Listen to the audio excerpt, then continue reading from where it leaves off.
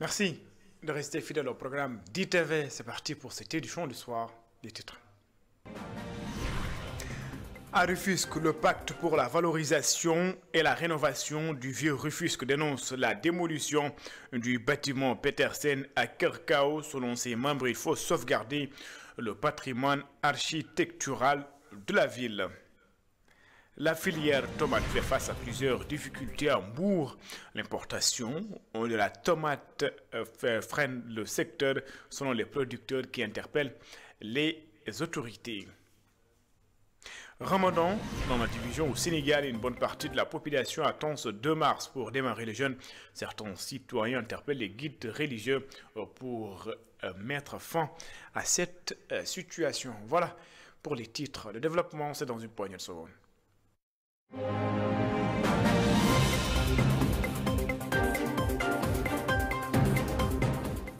Bonsoir et bienvenue. Les habitants de Rufisque disent non à la démolition des anciens bâtiments pour la sauvegarde du patrimoine architectural original de la ville. Le pacte pour la valorisation et la rénovation du vieux Rufisque dénonce la démolition des bâtiments Petersen et Kerkao. Selon ses membres, il faut préserver cet héritage. Babacar Seck. Le pacte pour la valorisation et la rénovation du vieux Rufisque dit non à la démolition d'un bâtiment entrepôt classé patrimoine national. Il s'agit de dire non, non et non. Nous nous insurgeons contre la démolition de ce bâtiment entrepôt Pierre de Rufisque classé patrimoine national et l'enlèvement des tuiles. Nous demandons que s'il y a modernisation ou rénovation de ce bâtiment qui respecte l'authenticité de la structure existante du bâtiment classé patrimoine national. Après enquête, recherche, nous avons compris qu'il y a incomplétude de la signature. Il y a 2 signatures, il lui reste la signature de la direction du patrimoine culturel et la signature de l'urbanisme. Le promoteur immobilier qui a acquis le site invite à des discussions inclusives. Le site de Petersen, qui est aujourd'hui une propriété privée, mais qui est dans le vieux Rufisque. Nous avons convenu avec lui par rapport à son projet, en nous étonnant de la démolition de ce site, qui est une marque identitaire de la ville de Rufisque, que nous ne soyons pas informés, que nous ne soyons pas associés. À l'issue de notre entretien, il a souhaité avoir une approche communautaire et une dynamique multi-acteurs pour permettre à ce que le projet qu'il veut réaliser pour la restauration et la rénovation du site entre parfaitement dans les préoccupations de ville dont le patrimoine est en péril et inscrit sur la liste d'attente de l'UNESCO. Au-delà de la préservation du vieux Rufisque, les autorités sont appelées à faire le plaidoyer pour une déclaration de zone de rénovation urbaine. Thiaroye 44, les historiens veulent que la jeune génération puisse connaître l'histoire. Selon eux, il est essentiel que les Africains s'approprient leur histoire et l'écrivent pour eux-mêmes. Thiaroye 44 ne doit pas tomber dans l'oubli, disent-ils. Satou Diba et Barroso pour le compte rendu. Les professeurs d'histoire veulent que des Africains tirent des leçons de l'histoire de Thiaroye 44, un fait marquant et douloureux. Personnellement, j'ai beaucoup insisté sur le fait qu'il y a tout un mouvement intellectuel de part et d'autre pour remettre l'histoire au cœur de la réflexion. Ça me paraît essentiel.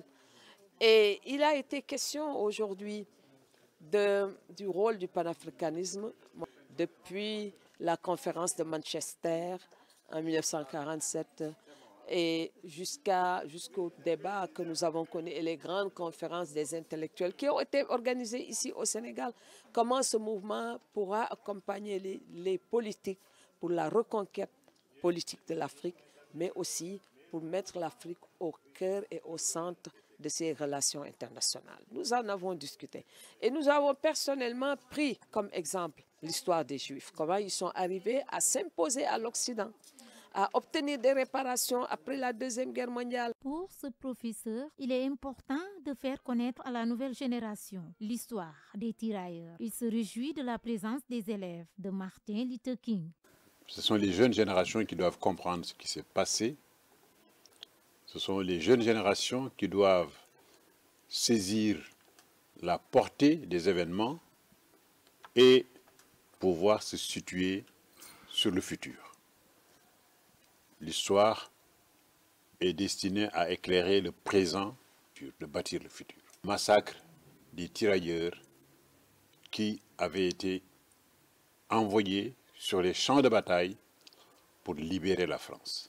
Adji Gaël Diouf, élève en classe de 3e au Saint-Martin Luther King, exprime sa joie d'avoir la chance de connaître l'histoire des tirailleurs. Que des leçons à retenir, selon elle. Je suis très contente d'être ici, avec mes amis aussi, parce qu'on a beaucoup tiré de leçons.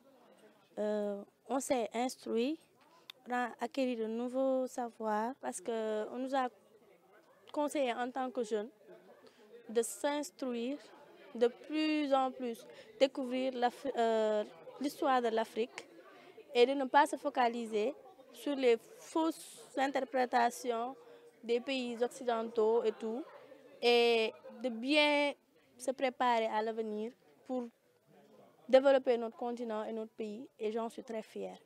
Les historiens veulent davantage faire connaître l'histoire du Sénégal et de l'Afrique. Selon eux, les Africains doivent s'approprier leur histoire et écrire pour eux-mêmes. Le continent dispose d'une ressource humaine de qualité. L'Agence sénégalaise de réglementation pharmaceutique en visite à Kaolack sensibilise sur la loi relative aux médicaments et autres produits de santé à la pharmacie afin de mieux imprégner les acteurs, les élus locaux et les relais communautaires sur les acteurs, donc mieux imprégner tous ces acteurs de la dite loi. Tous s'engagent à lutter contre la vente des médicaments prohibés et illicites. Sekou Diallo et Assoumaye. L'autorité de réglementation des médicaments était à Kaolack pour sensibiliser les acteurs de la gouvernance sanitaire et les élus locaux sur la loi relative à la pharmacie et aux médicaments. Les médicaments aujourd'hui revêtent aussi une importance primordiale pour la santé des populations. Et aujourd'hui, on sait qu'il y a beaucoup de problèmes avec les médicaments. Et comme vous le savez, aujourd'hui dans la presse, on nous a relaté beaucoup d'informations contre l'utilisation pour certains produits utilisés par les charlatans, mais aussi par d'autres personnes. Donc notre rôle, nous, c'est de vulgariser cette loi-là, de permettre à ces gens-là de savoir qu'aujourd'hui, il y a une réglementation. Pour faire face aux différents problèmes dont les populations sont confrontées avec les médicaments, les relais communautaires s'activent dans la vulgarisation de la loi portant réglementation des médicaments. On ne peut pas dire santé, on ne peut pas dire traitement sans dire médicament. Donc aujourd'hui, on a un grand rôle à jouer, c'est d'être le trait d'union entre la population et cette loi de vulgarisation. On va faire le maximum de sensibilisation pour un changement de comportement meilleur. Les élus locaux se félicitent de la mise en place de cette loi. Notre objectif, c'est que les médicaments soient sûrs, réglementés, accessibles, mais aussi abordables sur le plan du prix pour les populations de base. Kaolack étant une ville carrefour, des stratégies sont déjà déployées par l'ARP pour faire un maillage afin d'éviter les médicaments contrefaçons qui proviennent parfois des pays voisins. Pendant ce temps, le syndicat autonome des médecins chirurgiens dentistes du Sénégal suspend provisoirement son mot d'ordre de grève. Le syndicat dit prendre acte de la volonté des autorités d'instaurer un climat de dialogue sincère. Le SAMES reste toutefois mobilisé jusqu'à la satisfaction totale des revendications. Dr Daouda Koli et le secrétaire administratif du SAMES, il était sur le micro de Mamoud Lamid Fati. À certains moments, nous avions ce sentiment-là que l'autorité ne prenait pas en compte nos préoccupations, malgré les 14 rencontres que nous avions eues. Mais cette rencontre tripartite a permis de pouvoir, de façon clair, exprimé nos préoccupations et nous avons également entendu, vu également l'âme étendue du gouvernement. Nous allons y répondre, le temps de suspendre à ce mot d'ordre et de pouvoir participer aux rencontres sectorielles pour examiner de façon beaucoup plus profonde nos préoccupations dans le cadre de cette plateforme que nous avions déposée sur la table du gouvernement. Donc globalement, je pense que ces aspects-là qui ont plus joué sur la table pour pouvoir en tout cas lever ce mot d'ordre. Donc tout simplement, rappeler que le SAMES, dans le cadre de ces mouvements de grève, c'est un syndicat responsable qui part très rarement en grève. Nous savons que nous sommes dans un secteur névralgique qui est le secteur de la santé, raison pour laquelle nous privilégions plus le dialogue pour faire moins mal à nos populations, parce que nous savons que nous sommes dans une situation avec le Ramadan à venir, avec ce pèlerinage qui est là en préparation, avec les pèlerins qui doivent faire des visites médicales à l'heure le temps qui est assez court. Donc tous ces facteurs ont joué à vraiment pouvoir répondre à cet appel de l'autorité. La déléguée générale de la délégation à l'entrepreneuriat rapide a inauguré une pharmacie à l'aéroport international Blaise Diagne, fruit d'un partenariat entre la DER et l'Union des jeunes pharmaciens du Sénégal. 97 jeunes pharmaciens ont été financés pour un montant de 1 milliard de francs CFA. Je vous propose de suivre les explications d'Aïd Mboy, délégué général à l'entrepreneuriat des femmes et des jeunes, au micro de Moutagakan et de Maoudba. Avec les honneurs et se retrouver sous-employé ou devenir délégué médical, c'est injuste. C'est tout simplement injuste. C'est pourquoi nous avons adhéré à l'idée de sceller ce partenariat à la demande des autorités de l'aéroport pour effectivement pouvoir inaugurer cette pharmacie. L'ADER-FJ a démontré un engagement sans faille envers le développement du secteur de la santé au Sénégal. Notre institution a alloué près d'1 milliard, c'est-à-dire après avoir reçu les jeunes pharmaciens. Et cela nous a permis, donc nous avons octroyé 1 milliard de francs CFA pour les 97 jeunes pharmaciens. Et nous avons ainsi contribué à la création d'au moins 500 emplois directs et l'amélioration de l'accès aux médicaments de qualité pour nos concitoyens. J'ai déjà dit au directeur des opérations que ce qui me plaît le plus, c'est la territorialisation de cette action. Donc, nous allons renforcer le système de santé au niveau national en soutenant l'entrepreneuriat des jeunes et des femmes, en particulier dans les zones stratégiques comme l'aéroport international Blaise Diagne. La pharmacie AIBD incarne cette vision en offrant des services pharmaceutiques de qualité aux voyageurs, aux employés de l'AS, monsieur le directeur général, aux populations environnantes, monsieur le représentant de l'honorable et du maire. Contribuera aussi à la création d'emplois directs et indirects, renforçant ainsi l'économie locale de Diass. Ramadan 2025 dans la division, une partie des musulmans est jeûné ce samedi 1er mars 2025. Une situation que certains citoyens déplorent. Selon eux, il est temps que les guides religieux prennent en charge cette question pour que les Sénégalais puissent jeûner dans l'unité. C'est un sujet de Ndeya Rifal. Au marché Sandaga, le débat est animé. Le sujet du jour, le Ramadan. Ah, ku nekk sa diine ngay jàpp rek ah. Waaw. Gars yi day créé seen weer mu fii. Ah man de wax dëgg parce que man mag ñoom ñoo bokk ne. Ah waaw ñii de war nañu te ba ñoom ñoo bokk ne. Comme presque chaque année, le Sénégal démarre dans la division. Cheikh Diagne, ce père de famille, déplore cette situation et appelle à l'unité. Sénégal nag ñun biñ nekkee xale lii xamuñ ko fi woon daawuñ ko fi gis. Notre jeunesse n'avait jamais connu cette pratique auparavant. Au fil du temps, elle est devenue récurrente. Pourtant, le Sénégal, bien que laïque, est un pays à majorité musulmane, avec environ 95% de fidèles. Cette prédominance devrait favoriser une pratique religieuse plus harmonisée, où les musulmans suivent les mêmes rites ensemble. Puisque nous partageons une même foi, il aurait été possible d'éviter ces divergences, en instaurant des habitudes communes basées sur la religion. Donc, lii mën na ñàkk daal waaw ci sama gis-gis. Rencontrée en chemin, Fatouba Tenclair a déjà entamé le jeûne. Elle aurait préféré que toute la communauté musulmane démarre dans l'unité.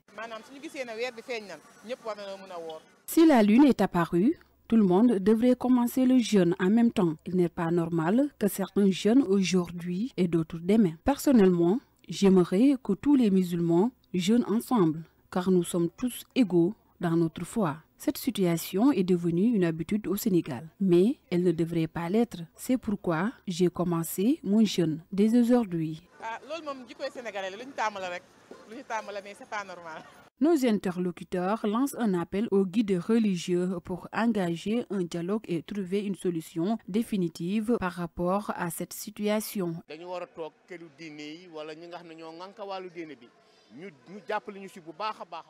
Les guides religieux devraient se réunir et discuter afin de trouver une solution basée sur les enseignements de l'islam, permettant à tous les musulmans de commencer le jeûne ensemble. J'aimerais vraiment que nous célébrions toutes les fêtes musulmanes à l'unisson, car nous formons une seule communauté. Ce genre de divergence est évitable. J'invite tous les Sénégalais à réfléchir sur leurs pratiques et à œuvrer pour une meilleure harmonisation. Je déplore cette situation et aspire à une célébration collective et unie.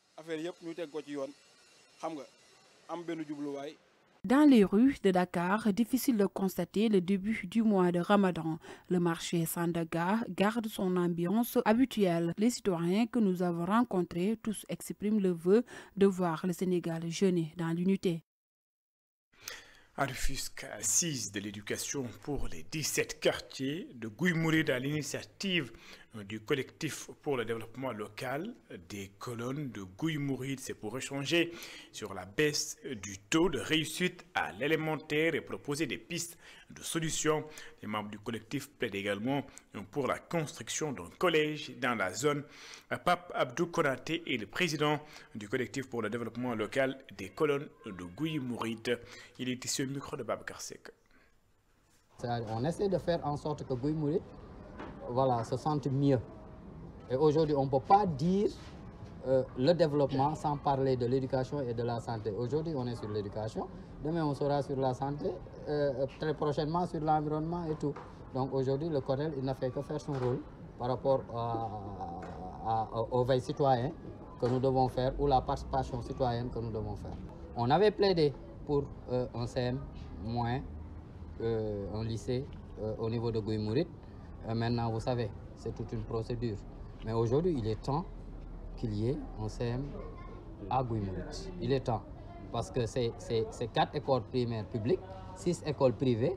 Donc, la concentration des écoles des CM dans les autres quartiers, ces CM-là ne sont remplis que par les élèves de Colobane Gouye-Mouride. Aujourd'hui, 50% de ces élèves-là perdent leur scolarité parce que tout simplement, il y a un problème de moyens des parents.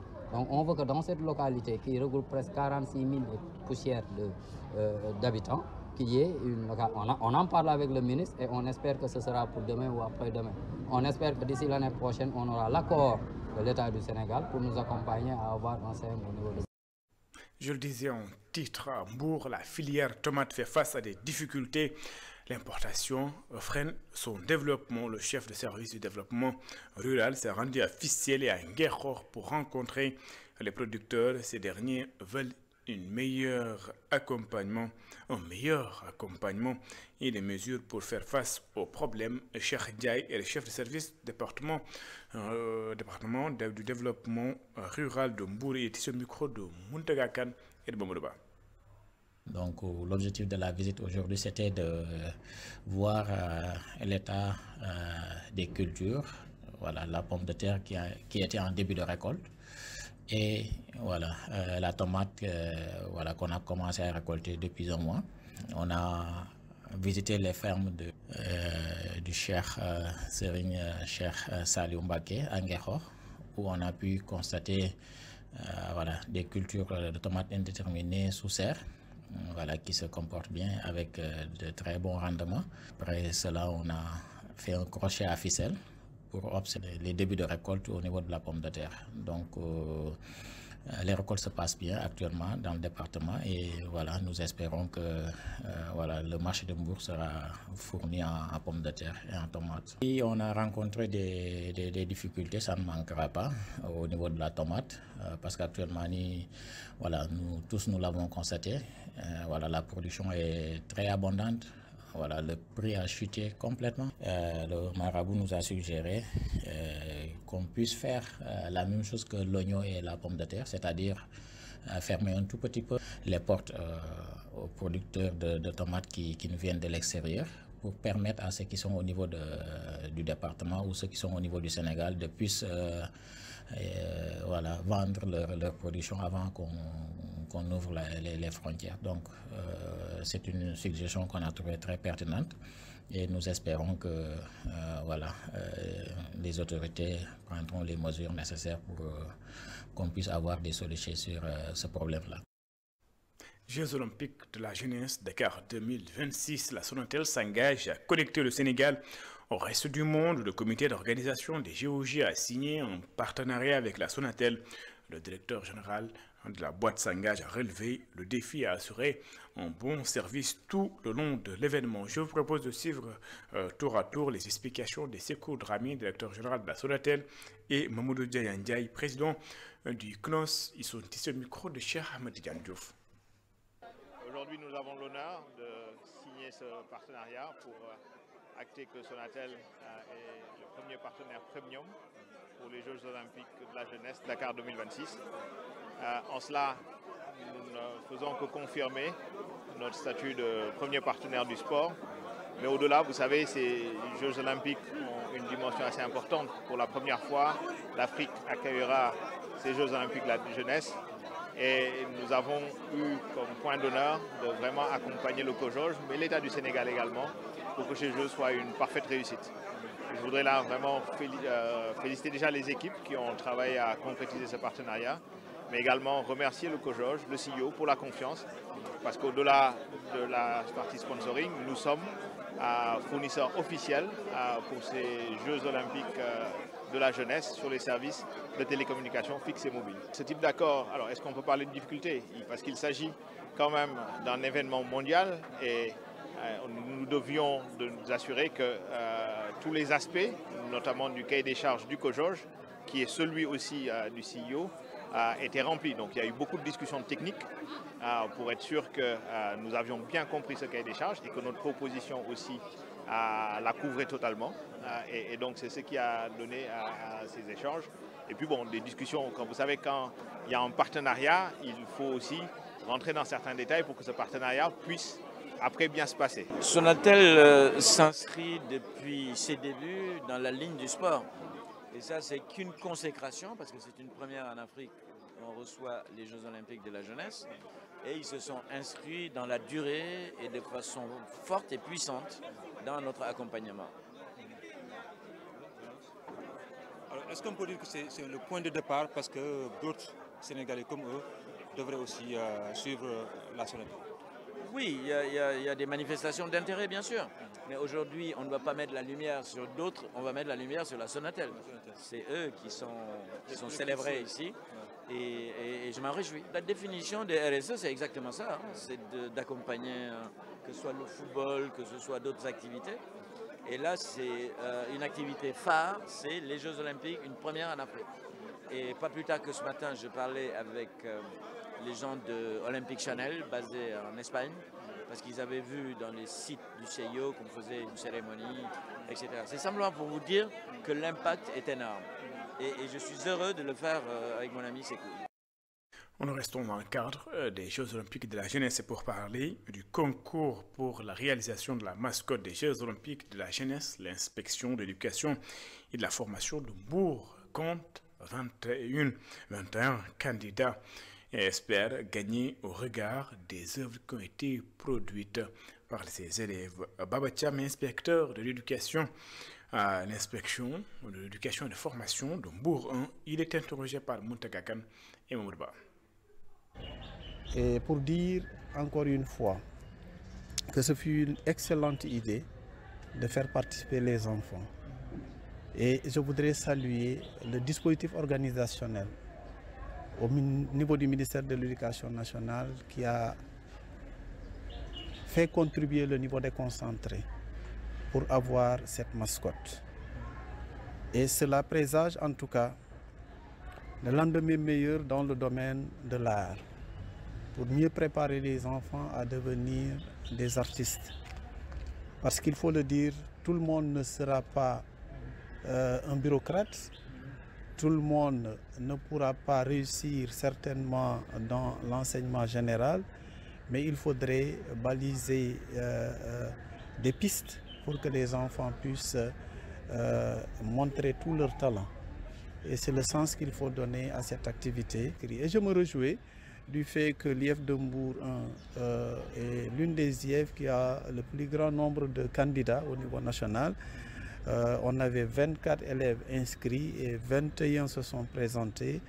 Et nous prions Dieu pour que celui qui sera choisi au niveau national soit un élève de Mbour 1.